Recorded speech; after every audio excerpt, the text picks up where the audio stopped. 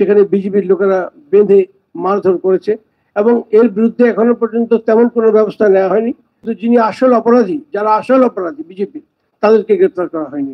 এই যে জিনিসগুলো আমাদের বাংলাতেও ঘটতে আরম্ভ করেছে, এটা আমরা এর প্রতিবাদ জানাবো। আমাদের পশ্চিম বাংলাতে আমরা দেখতে পাচ্ছি যে এখানেও সেই গেরুয়াপন্থীদের নানা ধরনের কাজ কারবার শুরু হয়েছে। আজকে এক নতুন ভারতকে আমরা দেখতে পাচ্ছি, যে ভারতের কথা আমরা কখনো শুনিনি। সেটা হচ্ছে এই যে বাঙালিদের কাজ করতে দেওয়া হবে না। প্রাক্তন রাজ্যসভার সাংসদ, বর্তমানে মাইনরিটি কমিশনের চেয়ারম্যান আহমদ ইমরান হাসান স্বীকার করে নিলেন যে পশ্চিমবঙ্গে গেরুয়াবাদীদের উৎপাত বেড়েছে, যেটা বিহার, ইউপি, গুজরাট, রাজস্থানে হতো, এখন সেটা পশ্চিমবঙ্গে তো দেখা যাচ্ছে, স্বীকার করে নিলেন। এছাড়াও উনি বলেন যে আমাদের মধ্যে ঘৃণা বিদ্বেষ ছড়িয়ে দেওয়া হচ্ছে, মুসলিমদের দাড়ি টুপি দেখলে তাদের উপর আক্রমণ করা হচ্ছে। দুর্গাপুরের ইস্যুতেও তিনি মুখ খুললেন, বললেন মূল অভিযুক্তকে এখনো গ্রেপ্তার করা হয়নি। আমি ডিএম এসপির সঙ্গে যোগাযোগ রাখছি, 10 দিনের মধ্যে আমাকে রিপোর্ট চাই, বললেন ইমরান হাসান। এছাড়াও উনি বললেন যেভাবে গোটা দেশে বাঙালিদের উপর অত্যাচার হচ্ছে, দেখলে মনে হবে পশ্চিমবঙ্গ হয়তো ভারতের অংশ নয়। এছাড়াও উনি বলেন যে প্রথমে আমাদের মুখে বলতে হবে, মুখে বলে রোখার চেষ্টা করতে হবে, না হলে হাত দিয়ে রোখার চেষ্টা করতে হবে, বললেন কলকাতার প্রেস ক্লাবে ইমাম সংগঠনের এক অনুষ্ঠানে এসে। চলুন আহমদ ইমরান হাসান ঠিক কি বললেন শুনে নেব। তার আগে একটাই অনুরোধ, ফেসবুকে দেখলে ফলো করুন, ইউটিউবে দেখলে সাবস্ক্রাইব করে পাশে থাকুন। চলুন ভিডিওটা দেখতে থাকুন। ভারতবর্ষ একটি গণতান্ত্রিক দেশ এবং সংবিধান অনুসারে এই দেশ চলে।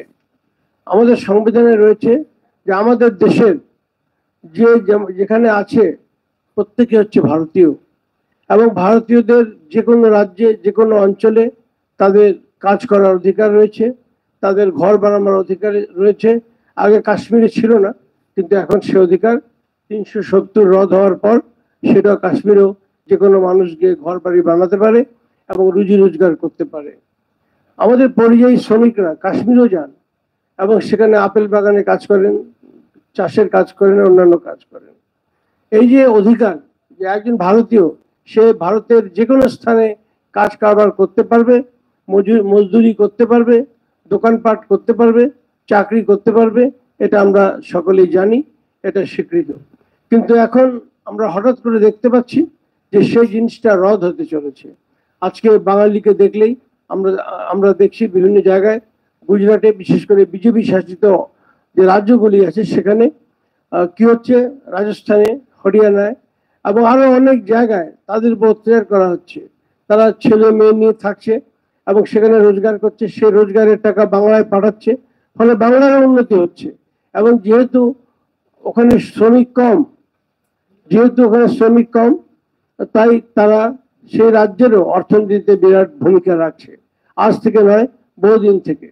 তো এটা একটা বড় জিনিস যে আপনারা জানেন যে আমাদের শ্রমিকরা কত কঠিন কাজে যায়। মিজোরামে রেল লাইন তৈরি হচ্ছিল, অরুণাচল প্রদেশের রেল লাইন তৈরি হচ্ছিল, সেখানেও কিন্তু আমাদের মালদার শ্রমিকরা গেছিল এবং তারা, আপনারা জানেন যে তারা কাজ করতে গিয়ে 14 জন না 15 জন শ্রমিক পড়ে গিয়ে মারা গেছিল, ব্রিজ ভেঙে গেছিল।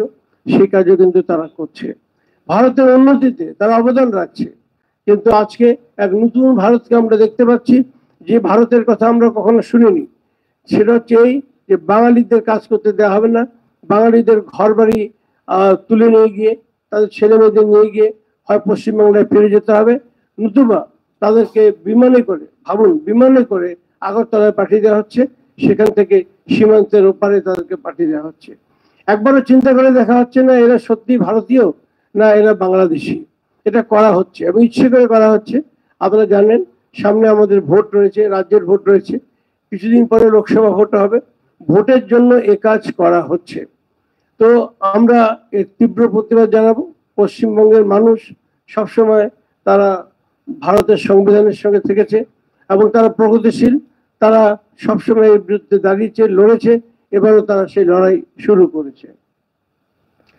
আমার বক্তব্য যে আমাদের পশ্চিম বাংলাতে আমরা দেখতে পাচ্ছি যে এখানেও সেই গেরুয়াপন্থীদের নানা ধরনের কাজ কারবার শুরু হয়েছে। আপনারা জানেন যারা খবর রাখেন যে দুর্গাপুরে বেশ কয়েকজন মুসলমানকে তাদের দেখলেই বোঝা যায় তারা মুসলমান, দাঁড়িয়ে রয়েছে, টুপি রয়েছে, সেখানে বিজেপির লোকেরা বেঁধে মারধর করেছে এবং এর বিরুদ্ধে এখনো পর্যন্ত তেমন কোনো ব্যবস্থা নেওয়া হয়নি। দুজনকে গ্রেপ্তার করা হয়েছে, কিন্তু যিনি আসল অপরাধী, যারা আসল অপরাধী বিজেপি, তাদেরকে গ্রেপ্তার করা হয়নি। মাইনরিটি কমিশনের চেয়ারম্যান হিসেবে আমি অবশ্যই এসপিকে এবং ডিএমকে আমি জানাবো যে আপনারা কি ব্যবস্থা নিয়েছেন এদের বিরুদ্ধে, যারা শান্তি ভঙ্গ করতে চাইছে, যারা মানবাধিকার ভঙ্গ করতে চাইছে, তাদের বিরুদ্ধে আপনারা কি ব্যবস্থা নিয়েছেন আমাকে 10 দিনের মধ্যে জানান। তো আমরা তো নেব পশ্চিমবাংলা অবশ্যই গুজরাট নয়, পশ্চিমবাংলা অবশ্যই হরিয়ানা নয়, এখানে সুবিচার অবশ্যই পাওয়া যাবে। এটা আমরা মাননীয় মুখ্যমন্ত্রীর কাছে, তার অ্যাডমিনিস্ট্রেশনের কাছে আমরা আশা রাখবো। আরেকটা ঘটনা ঘটেছে যে আমাদের মধ্যে কিভাবে হিংসা, কিভাবে বিদ্বেষ ছড়ানো হচ্ছে, কিভাবে দাড়ি টুপি দেখলেই তাদের উপর আক্রমণ করা হচ্ছে।